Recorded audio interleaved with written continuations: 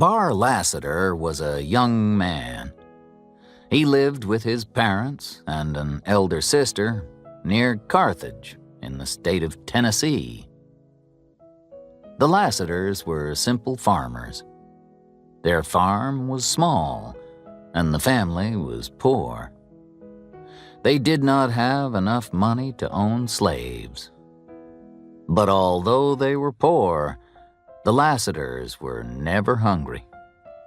They grew enough food for themselves. When the Civil War began, Bar was 22 years old. The war divided many families. Children disagreed with their parents and grandparents. Nieces and nephews disagreed with their uncles and aunts. Sisters, brothers, and cousins disagreed with each other. Most people in the northern states believed that slavery was wrong. Many Southerners had owned slaves for many years. They did not want the government in the North to tell them what to do. Bar Lassiter supported the Unionists. The rest of his family supported the Confederates. Bar could not live in the house, and he did not want to fight for the Confederate Army. He wanted to join the Union Army. When he left the farm, Bar's family did not try to stop him, and they did not say goodbye. Bar joined the Union Army and became a cavalryman. The two armies fought in the northern states and then the southern states. Bar did not return to Carthage for 2 years. That part of Tennessee had first been controlled by the Union Army. Then it was controlled by the Confederate Army. Now, the Unionists were in control again. Many farms and plantations in the South were destroyed. A terrible battle had been fought near Carthage. Many men from both armies had been killed. Bar spoke to his commanding officer. "Sir, my home is near here," he said. "I want to see my family. May I visit them?" "You can have 2 days' leave," the officer replied. Bar Lassiter walked across the fields near Carthage toward his home. It was late in the afternoon when the young man reached his family's farm. The shadows were becoming longer and darker. Before he reached the farmhouse, the sun had set. "Will my family welcome me?" he asked himself. "I've been away for 2 years. Have they changed their minds about the war? War changes many things. I've seen and done many terrible things. I'm only 24, but I feel like an old man." The moon was now shining in the dark sky. Bar walked up to his home. No lights shone from the windows, and the door was wide open. Suddenly, a man came out of the house. "Father!" the young man called out. "Father!" The man looked at his son, but said nothing. He turned around and went back into the house. Bar was very disappointed. He was not welcome in his own home. But he entered the house and went into the kitchen. His mother was sitting by the fireplace. No fire was lit, and no food was cooking.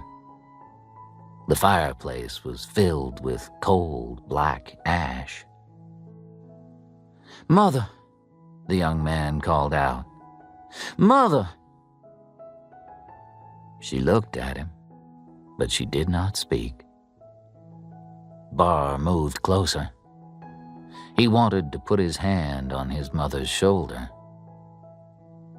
Then, suddenly, Bar's sister came into the room. She looked at her brother, but said nothing. She turned around and left. Bar turned back to his mother, but she had left the room too. His family did not want him there. Bar walked to the front door and looked outside. The moonlight shone on the garden. The long grass moved slowly backward and forward. It looked as if it was moving underwater. The wind blew, and the trees and their black shadows moved. It was a sad and strange scene. Bar felt tears on his face. He walked back to the army camp. Bar was tired when he awoke the next day. He had not slept well. He had dreamed strange dreams. "Did I walk home?" he asked himself. "Or did I dream about my walk to Carthage? Did my family turn away from me? I'm not sure. I must go back to the farm." He had not walked far when he met his friend, Bushrod Albro. Bar had known Bushrod for many years. They had attended the same school. "I'm going home," said the cavalryman. "I'm going to visit my family." Bushrod looked quickly at Bar, but said nothing. Bar did not notice his friend's silence. He continued talking. "I know that my family haven't changed their minds," he said, "but—" "There have been changes," Bushrod said. "I'll go with you. We can talk as we go." Bushrod did not talk on the journey. He was silent until they reached the farm. Instead of a farmhouse, the two friends found only broken walls that had been burned by fire. All the doors, windows, and furniture had burned. They had become black ash. Bar stared in astonishment. "I didn't know how to tell you the truth," said Bushrod. "A year ago, there was a battle here. Your house was hit by Yankee shells. There was a fire." "And my family? Where are they?" "They're in heaven, I hope," replied Bushrod. "They were all killed when the house was destroyed."